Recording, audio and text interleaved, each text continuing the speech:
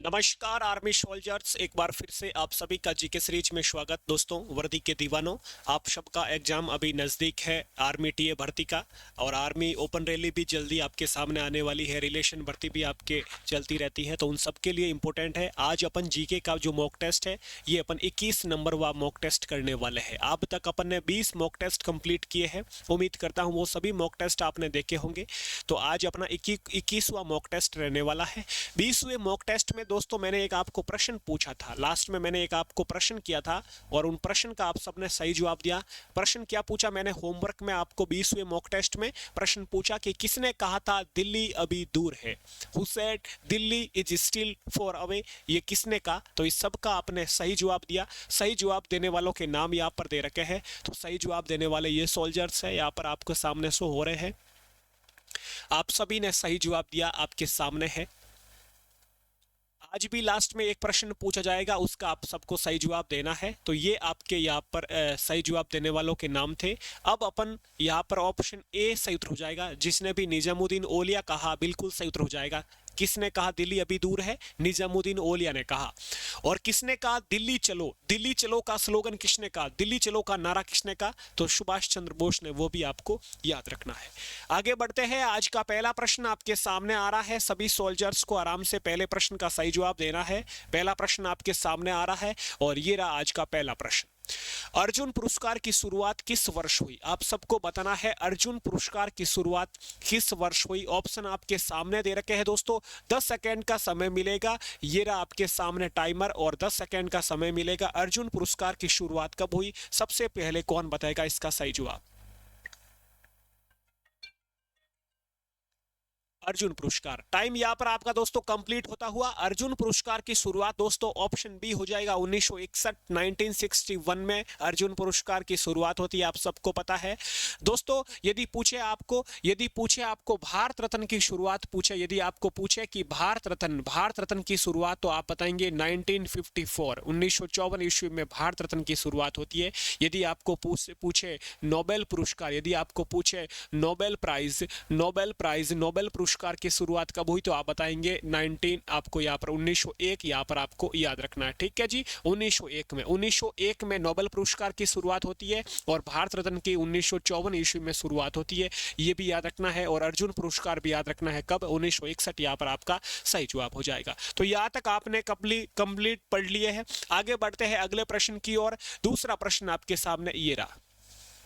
साइना नेहवाल किस खेल से जुड़ी हुई है? 10 सेकेंड का समय मिलेगा, जल्दी से इसका सही जवाब देना है आपको। Saina Nehwal is associated with which sports? जल्दी से इसका सही जवाब देना है। साइना नेहवाल का संबंध किस खेल से?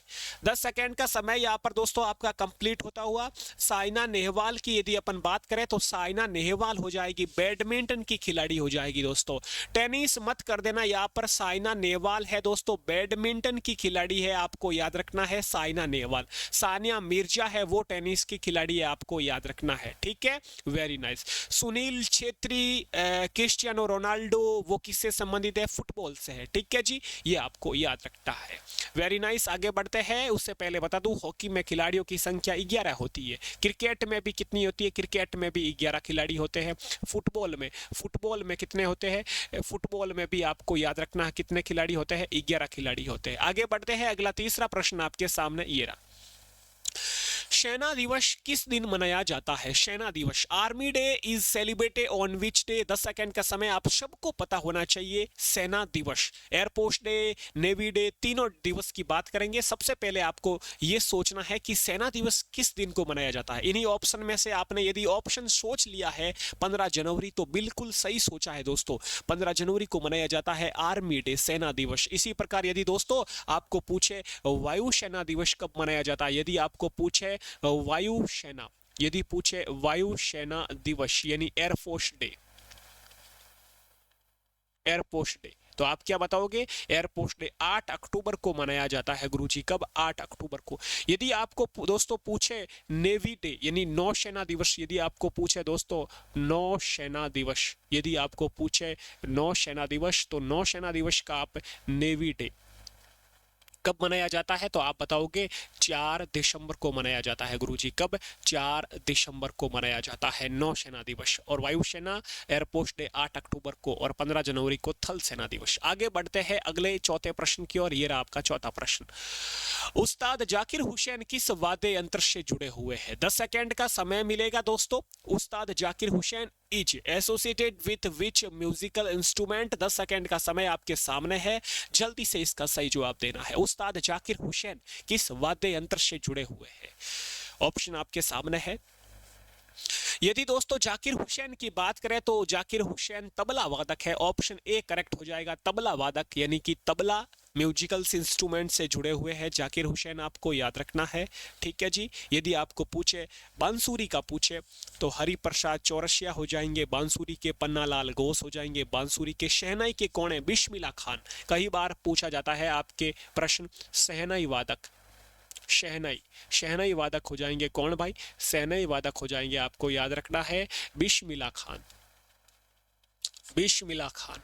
ठीक है, ये आपको याद रखना है। अगले प्रश्न की ओर चलते हैं। ये रहा आपके सामने पांचवा प्रश्न। कपास की खेती के लिए सबसे अच्छी मिट्टी कौन सी है?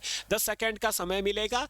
The best soil for cotton cultivation is? जल्दी से बताओ, कपास की खेती के लिए, कपास खरीफ की फसल है दोस्तों, आप सबको पता है, तो कौन सी मिट्टी सबसे अच्छी है कपास की मिट्टी खेती के लिए? तो ऑप्शन यहाँ पर, ऑप्शन आपने सी सोचा है, काली मिट्टी, काली मिट्टी, ब्लैक सॉइल कपास की खेती के लिए सबसे उपयुक्त है, आपको याद रखना है। ठीक है, ऑप्शन सी आपका करेक्ट हो जाएगा। अगले प्रश्न की ओर चलते हैं। ये रहा आपका छठा प्रश्न। कुमारी अपर्णा पोपट किस खेल से संबंधित है? यानी कुमारी अपर्णा पोपट is associated with sports. 10 second का समय मिलेगा। स्पोर्ट्स से रिलेटेड पर्सन, खेल से संबंधित व्यक्ति, एक प्रश्न आपका पूछा जाता है। कुमारी अपर्णा पोपट का संबंध, अभी अपन ने साइना नेहवाल का पढ़ा था, अब आपको अपर्णा पोपट का बताना है। तो दोस्तों अपर्णा पोपट है ना, ये दोस्तों बैडमिंटन की खिलाड़ी है। किसकी है? बैडमिंटन की खिलाड़ी है अपर्णा पोपट, आपको याद रखना है। बैडमिंटन के गुरुजी और कौन कौन नाम बताओ तो? एक तो दोस्तों आपको याद रखना है पीवी सिंधु है। कौन है? पीवी सिंधु का संबंध किससे है? बैडमिंटन से है, याद रखना है। एक है अभी अपन ने पढ़ा अपर्णा पोपट का, बिल्कुल बैडमिंटन से हो जाएगा। और एक आपको याद रखना दोस्तों साइना नेहवाल, साइना नेहवाल, इसका भी संबंध किससे है? बैडमिंटन से है, आपको याद रखना है दोस्तों। ठीक है जी। आगे बढ़ते हैं अगले प्रश्न की ओर। याद रखना आपको स्मृति मंदाना क्रिकेट से हो जाएगी, सैफ अली वर्मा क्रिकेट से संबंधित, तो ये भी आपको साथ में याद रखना है। अगले प्रश्न की ओर चलते हैं। ये रहा आपका अगला प्रश्न। नेताजी सुभाष चंद्र बोस अंतरराष्ट्रीय हवाई अड्डा कहाँ पर है? Where is Netaji Subhash Chandra Bose international airport located? 10 second का समय मिलेगा वीरो। इसका सही जवाब कौन देगा? सही जवाब मन ही मन में सोच लीजिए, क्या हो सकता है इसका सही जवाब दोस्तों? ऑप्शन आपके सामने दे रखे हैं। तो इसका सही जवाब 10 सेकंड का समय आपका कंप्लीट हुआ। नेताजी सुभाष चंद्र बोस है, ये कोलकाता में हो जाएगा, पश्चिम बंगाल कोलकाता। कोलकाता में नेताजी सुभाष चंद्र बोस हवाई अड्डा है, आपको याद रखना। ऑप्शन यहाँ पर आपने ए दिया है, बिल्कुल करेक्ट हो जाएगा। अगले प्रश्न की ओर चलते हैं। ये रहा आपका अगला प्रश्न, 8वां प्रश्न आपके सामने। लगान फिल्म किस खेल से संबंधित है? The film Lagaan is related to which sports? दोस्तों खेल से संबंधित कोई कभी कभी फिल्में भी आती है, तो एक प्रश्न आपका पूछा जा सकता है, लगान फिल्म किस खेल से संबंधित है? करंट का अपन कह सकते हैं, स्टैटिक जीके का कह सकते हैं। तो लगान फिल्म यहाँ पर हो जाएगी क्रिकेट से संबंधित। ऑप्शन बी आपका करेक्ट हो जाएगा, क्रिकेट से संबंधित हो जाएगा सही उत्तर। आमिर खान वाली लगान मूवी है, क्रिकेट से रिलेटेड हो जाएगी। यहाँ पर हॉकी में खिलाड़ियों की संख्या 11 होती है, क्रिकेट में 11 होती है। बेसबॉल में कितनी होती है? बेसबॉल में 9 खिलाड़ी होते हैं। कबड्डी में कितने होते हैं? कबड्डी में 7 खिलाड़ी होते हैं, तो ये भी साथ में आपको याद रखना। खो खो में कितने? 9 खिलाड़ी होते हैं, वो भी याद रखना। ठीक है, अगले प्रश्न की ओर चलते हैं। ये रहा आपका 9वां प्रश्न। जलियांवाला बाग, इसकी पीडीएफ अभी जस्ट ग्रुप में सेंड कर दूंगा। ग्रुप में जुड़ने के लिए आपको इस नंबर पर एसएमएस करना होगा। नंबर यहाँ पर भी स्क्रीन पर शो हो रहे हैं, बाकी मैं यहाँ पर लिख भी देता हूँ, 94135136 और 47। दोस्तों काफी टाइम से मैं थोड़ा क्या बोल सकता हूँ आपको, कोई प्रॉब्लम थी, उसकी वजह से आपकी क्लास से निरंतर नहीं ले पा रहा था। कभी मैं आपके साथ शेयर करूंगा। बाकी आप, अब मैं वापस शुरू कर रहा हूं आज से क्लास, तो प्लीज़ आप साथ में देखते रहना, अच्छी तैयारी करना। अब की बार वर्दी लेना है 2025 में, ठीक है। जो भी ग्रुप में नहीं है वो 9413513647 पर SMS करके मेरे साथ जुड़ जाना, ठीक है जी। तो यहाँ पर प्रश्न पूछा है जलियांवाला बाग का, 10 सेकंड का समय मिलेगा आपको। जलियांवाला बाग हत्याकांड कब हुआ? When did the Jallianwala Bagh massacre take place? जल्दी से इसका सही जवाब दे दीजिए फिर। महेंद्र, 1 मिनट इधर आना। दोस्तों यहाँ पर आपका टाइम कंप्लीट होता हुआ, कौन आवे इनको क्लास चल रही है, तो पूछत की जवाब दे। यहाँ पर आपका प्रश्न है जलियांवाला बाग का पूछा, तो 13 एक कॉल आ गया, सॉरी उसके लिए। 13 अप्रैल 1919 आपका ऑप्शन बी करेक्ट हो जाएगा। 13 अप्रैल 1919 को जलियांवाला बाग हत्याकांड, अमृतसर पंजाब की घटना है, आप सबको पता है जलियांवाला बाग वाली, ठीक है, जनरल डायर से संबंधित है। 13 अप्रैल 1919 की घटना है, आपको याद रखना दोस्तों, 13 अप्रैल 1919, ठीक है, जलियांवाला बाग हत्याकांड। इसके बारे में डिटेल में कभी बताऊंगा अगले प्रश्न में, अभी आपको आंसर ही याद रखना है। अगले प्रश्न की ओर चलते हैं। ये रहा आपका अगला प्रश्न। देश रत्न के नाम से किसे जाना जाता है? हु इज नाउ एज देश रत्न? 10 सेकंड का समय मिलेगा मेरे वीरों, बेफिक्र रहो, मैं आपके साथ हूं। 10 सेकंड का समय। देश रत्न के नाम से किसे जाना जाता है? दोस्तों देश रत्न कहा जाता है, आप सबको पता होगा। 10 सेकंड का समय कंप्लीट होता हुआ, देश रत्न डॉक्टर राजेंद्र प्रसाद साहब को कहा जाता है। दोस्तों ऑप्शन यहां पर आपने सी सोचा है, बिल्कुल करेक्ट सोचा है, देश रत्न डॉक्टर राजेंद्र प्रसाद। और यदि आपको पूछे कभी देश बंधु, यदि आपको कभी पूछे देश बंधु, तो देश बंधु के नाम से किसे जाना जाता है? देश बंधु के नाम से चित्तरंजन दास को जाना जाता है। किसको जाना जाता है? चित्तरंजन दास को, ठीक है। इंग्लिश में भी इसकी मीनिंग आप आराम से लिख सकते हो, तो मेरे को लिखने की जरूरत नहीं है। बाकी मैं कोई ऐसा होगा तो मैं लिखता रहूंगा, ठीक है। आपको याद रखना है देश बंधु चित्तरंजन दास को जाना जाता है। अगले प्रश्न की ओर चलते हैं। यहाँ पर देश रत्न पूछा है तो डॉक्टर राजेंद्र प्रसाद करेक्ट हो जाएगा।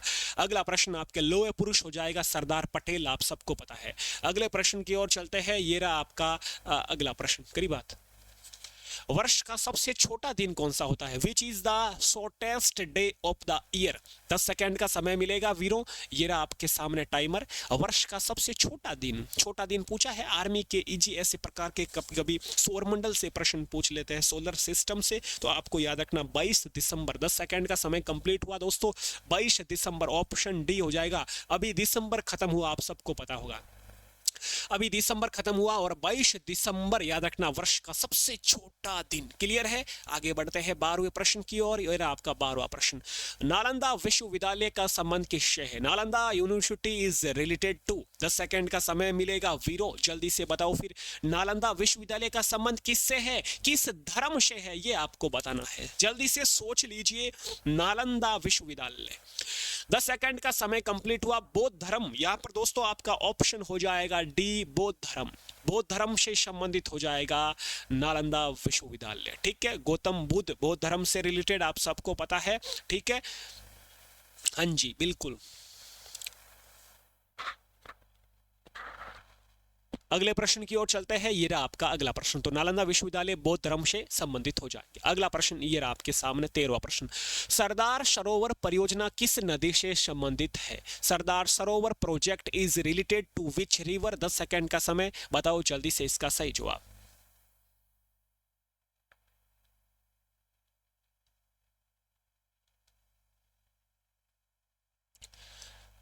यहां पर आपका टाइम कंप्लीट होता हुआ दोस्तों, यहाँ पर आपका टाइम कंप्लीट होता हुआ। सरदार सरोवर परियोजना, ऑप्शन बी हो जाएगा नर्मदा नदी। ऑप्शन बी हो जाएगा नर्मदा नदी पर है सरदार सरोवर परियोजना। नर्मदा नदी के किनारे कौन सी सिटी है दोस्तों? आप सबको मैंने ट्रिक भी बताई थी, जबलपुर। जबलपुर सिटी नर्मदा नदी के किनारे है। नासिक सिटी गोदावरी नदी के किनारे है। नासिक सिटी याद रखना है, ठीक है। लखनऊ गोमती नदी के किनारे है, लखनऊ, ठीक है। तो ये भी आपको याद रखना है। अगले प्रश्न की ओर चलते हैं। आज का 14वां प्रश्न आपके सामने स्क्रीन पर ये रहा। पृथ्वी को दो बराबर भागा में बांटने वाली काल्पनिक रेखा का नाम क्या है? What is the name of the imaginary line that divide the earth into two equal part? 10 second का समय, बताओ फिर इसका सही जवाब क्या हो सकता है, मन ही मन में सोच लीजिए।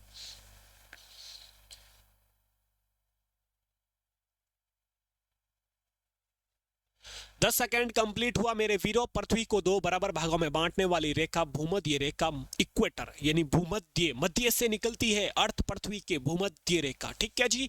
यदि पूछे भारत को दो भागों में बांटने वाली रेखा, वो हो जाएगी आपकी कर्क रेखा, याद रखना, ठीक है। कौन सी रेखा हो जाएगी? कर्क रेखा।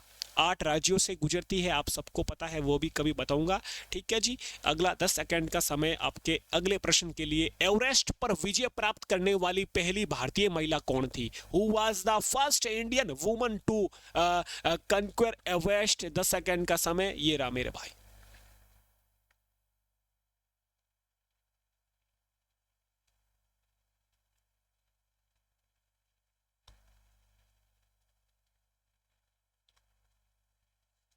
10 सेकंड का समय यहाँ पर कंप्लीट हुआ। एवरेस्ट पर विजय प्राप्त करने वाली, यहाँ पर ऑप्शन आपका हो जाएगा बछेंद्री पाल। 15वें का सही उत्तर हो जाएगा ऑप्शन ए, बछेंद्री पाल, बिल्कुल करेक्ट हो जाएगा। 16वां प्रश्न आपके सामने। एवरेस्ट, माउंट एवरेस्ट कहां पर है? माउंट एवरेस्ट कोई बताएगा? माउंट एवरेस्ट नेपाल में, विश्व की सबसे ऊंची चोटी माउंट एवरेस्ट नेपाल में। भारत में राज्यों के राज्यपालों की नियुक्ति कौन करता है? Who appoints the governor of the state in India? 10 second का समय, इसका सही जवाब दे दीजिए जल्दी से फिर।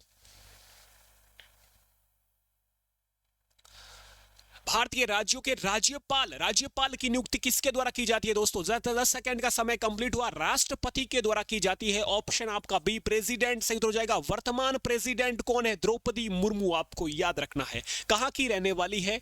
ओडिशा, मयूरभंज की रहने वाली है। संथाल जनजाति से बिलोंग है, ठीक है जी। अगला प्रश्न आपके सामने। और उपराष्ट्रपति जगदीप धनखड़, आपको सबको पता है, वाइस प्रेसिडेंट जगदीप धनखड़। 17वां प्रश्न आज का। वंदे मातरम राष्ट्रीय गीत किस किताब से लिया गया है? From which book is the national song Vande Mataram taken? 10 second का समय आपके सामने। वंदे मातरम राष्ट्रीय गीत किस किताब से लिया गया है? सबसे पहले कौन बताएगा? वंदे मातरम बंकिम चंद्र चटर्जी द्वारा गाया गया दोस्तों। ऑप्शन हो जाएगा बी, आनंद मठ। आनंद मठ पुस्तक से लिया गया है, आपको याद रखना है वंदे मातरम, ठीक है जी। अगले प्रश्न की ओर चलते हैं। गीतांजलि पुस्तक के लेखक कौन है? रविंद्रनाथ टैगोर, आपको याद रखना है ये भी। अगला प्रश्न आपके सामने। रूस के संसद को किस नाम से जाना जाता है? By what name is the parliament of Russia now? 10 second का समय आपके सामने। रूस देश की संसद, पार्लियामेंट को किस नाम से जाना जाता है? ऑप्शन आपके सामने दे रखा दोस्तों। रूस की संसद दोस्तों हो जाएगी, ऑप्शन आपके सामने, ड्यूमा। ऑप्शन बी, जिसने भी सोचा है ड्यूमा करेक्ट हो जाएगा। रूस की संसद ड्यूमा है मेरे वीरों, आपको याद रखना है, ठीक है जी। क्या? ड्यूमा हो जाएगी। अगला प्रश्न आपके सामने। 19वां। निम्न में से रूस देश की राजधानी, क्या बात है, रूस की राजधानी भी पूछ ली, आपको बताना है कैपिटल ऑफ रशिया। जल्दी से यहाँ पर आपको सही जवाब देना है। 10 सेकंड का समय। रूस की राजधानी काठमांडू किसकी राजधानी है? कैपिटल है दोस्तों नेपाल की है, आपको याद रखना है, नेपाल की। फ्रांस की राजधानी, फ्रांस की कैपिटल हो जाएगी पेरिस। और आपको याद रखना है रूस की हो जाएगी, रूस की मॉस्को। ऑप्शन सी हो जाएगा करेक्ट, मॉस्को, आपको याद रखना है। आज का अंतिम और लास्ट प्रश्न आपके सामने। 20वां प्रश्न। भारत में किस राज्य की उच्चतम साक्षरता दर है? Which state has the highest literacy rate in India? इसका उत्तर आपको कमेंट बॉक्स में देना है, अभी नहीं देना है, क्लास खत्म होने के बाद नीचे जो कमेंट बॉक्स शो होता है उस कमेंट बॉक्स में जाके इसका आंसर देना है आपको क्लास खत्म होने के बाद। और इसका जिसने भी सही जवाब देगा अपन अगले मॉक टेस्ट में उनका बताएंगे किस किसने सही जवाब दिया, ठीक है जी। तो सबसे ज्यादा साक्षरता किस राज्य की है आपको बताना है कमेंट बॉक्स में। आज का मॉक टेस्ट कैसा लगा आप जरूर बताएं। हमारे साथ ग्रुप में जुड़ सकते हैं आर्मी के, इस नंबर पर आपको एसएमएस करना है या आप सीधे इस स्कैनर को स्कैन कर सकते हैं। व्हाट्सएप पर इसको स्कैन कर लेना, आप सीधा अपने ग्रुप में आ जाओगे। टेलीग्राम से जुड़ना चाहते हैं तो इस स्कैनर को स्कैन कर लेना, ठीक है। अपना ख्याल रखें, इस प्रकार के मॉक टेस्ट मिलते रहेंगे। आज जीके का हुआ, साइंस का भी मिलेगा। अपना ख्याल रखें। जय हिंद, जय भारत मेरे देशवासियों।